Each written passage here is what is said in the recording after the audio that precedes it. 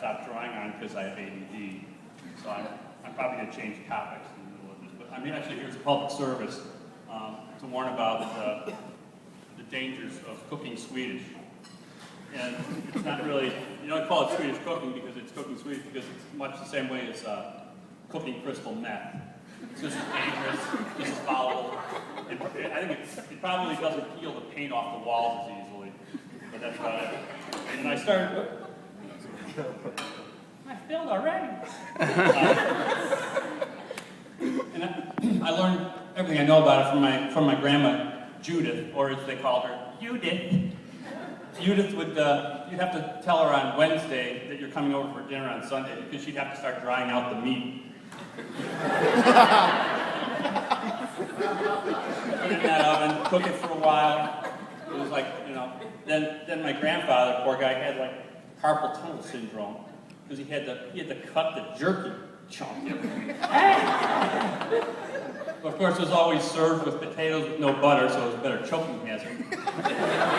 Then you had to, it was also served with gravy, ubiquitous gravy, Swedish gravy, which is flour in water.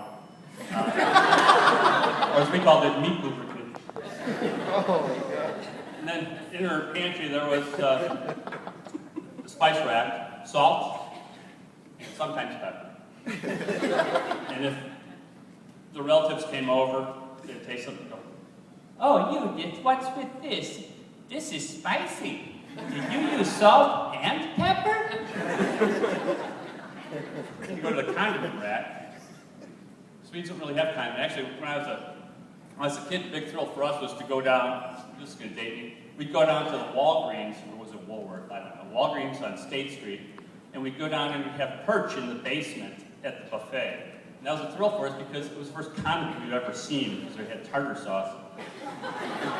So we were thrilled by that. But the only condiment that the Swedes really have is something most of the world uses to clean wood floors and douche, and that's vinegar.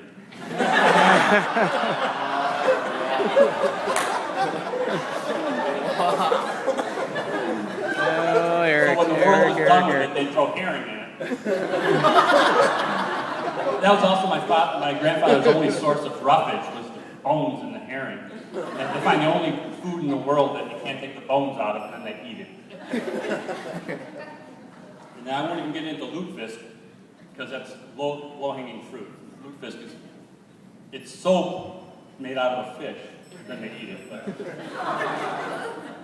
But worse than that was I think head cheese. What, they ran out of pig cheese, I think. That was also served with vinegar. Has anybody ever had head cheese and lip? And you got your strong Swedish stock, you know. Scandinavian stock, they've had years of culling the herd with Swedish cooking, or cooking Swedish. So they're strong, they're ready. But now, head cheese is, you take all the parts that the dog sniffs and won't eat, and then you put it in a gelatin, and then you slice it real thin. So it's like going to the body world thing at the museum, except when you get there, you put vinegar on it and you eat.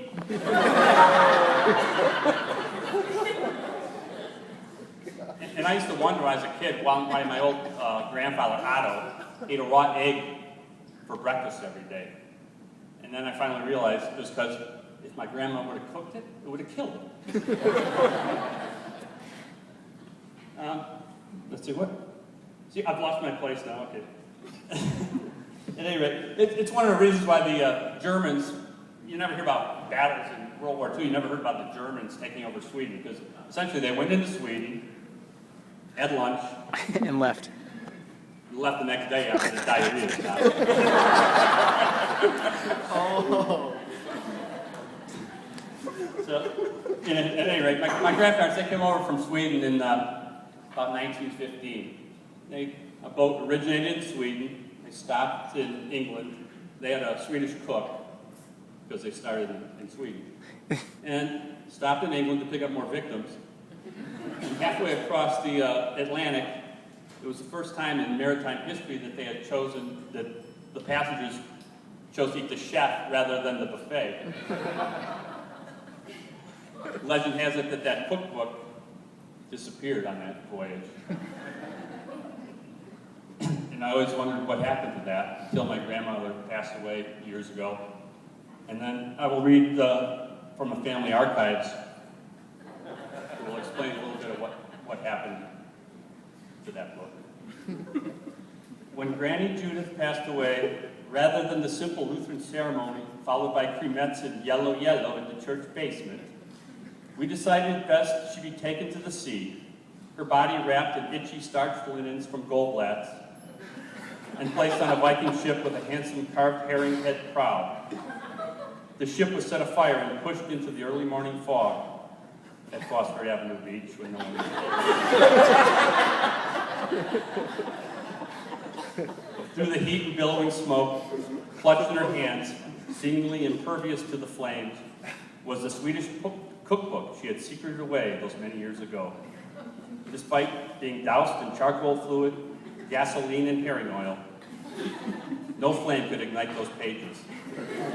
And as it drifted from sight, we shuddered that its dark arts might someday return.